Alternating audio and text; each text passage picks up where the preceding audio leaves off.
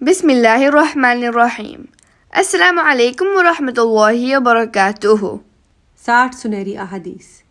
حدیث نمبر 14۔ قال رسول اللہ صلی اللہ علیہ وسلم اتقوا اللہ حیثما کنت، اتقوا اللہ حیثما کنت۔ تم جہاں اور جس جگہ بھی ہو اللہ سے ڈرو۔ پیارے بچوں، تقویٰ کا معنی ڈرنا، بچنا۔ ڈرنا اللہ سے، بچنا گناہوں سے۔ اتق اللہ یعنی اللہ کا ڈر۔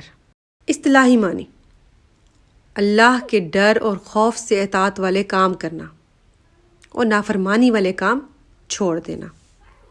ہماری روزمرہ زندگی کے ہر کام میں تقویٰ اختیار کرنا بہت اہم ہے۔ اللہ البصیر ہے، ہمارا ہر عمل دیکھ رہا ہے۔ جیسے کیمرہ فلم بناتا ہے، ایسے ہی ہمارے ایک ایک عمل کی فلم بن رہی ہے، اور وہ فلم ہمیں قیامت کے روز دکھائی جائے گی۔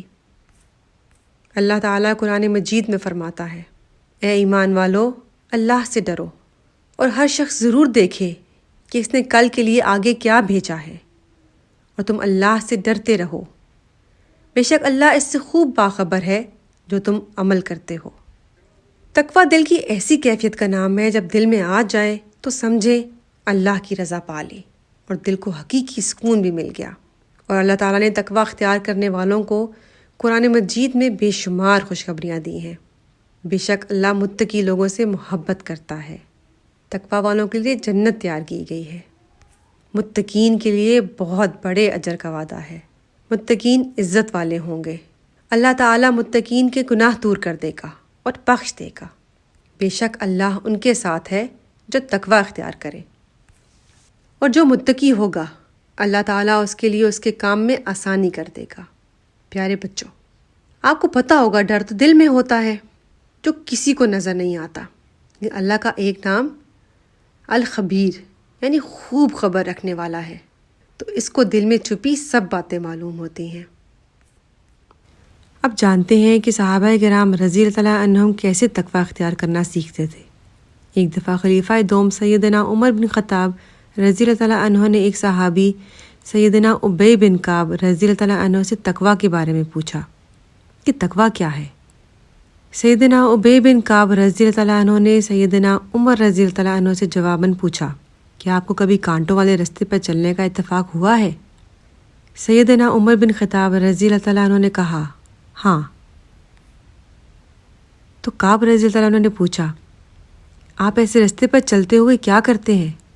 سیدنا عمر رضی اللہ عنہ نے کہا دامن کو سمیٹ لیتا ہوں اور کوشش کر کے احتیاط سے گزر جاتا ہوں۔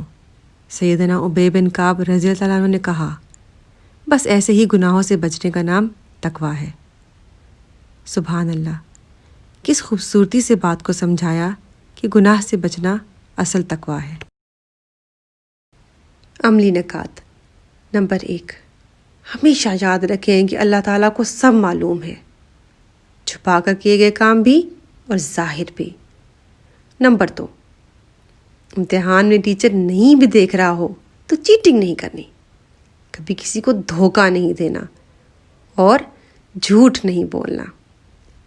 اے ہمارے رب، ہمیں متقین میں شامل کر دے، اور جن جن نعمتوں کا وعدہ متقین سے کیا ہے ہمیں بھی عطا کرنا۔ آمین یا رب العالمین۔ ویڈیو دیکھنے کے لیے جزاک اللہ خیر۔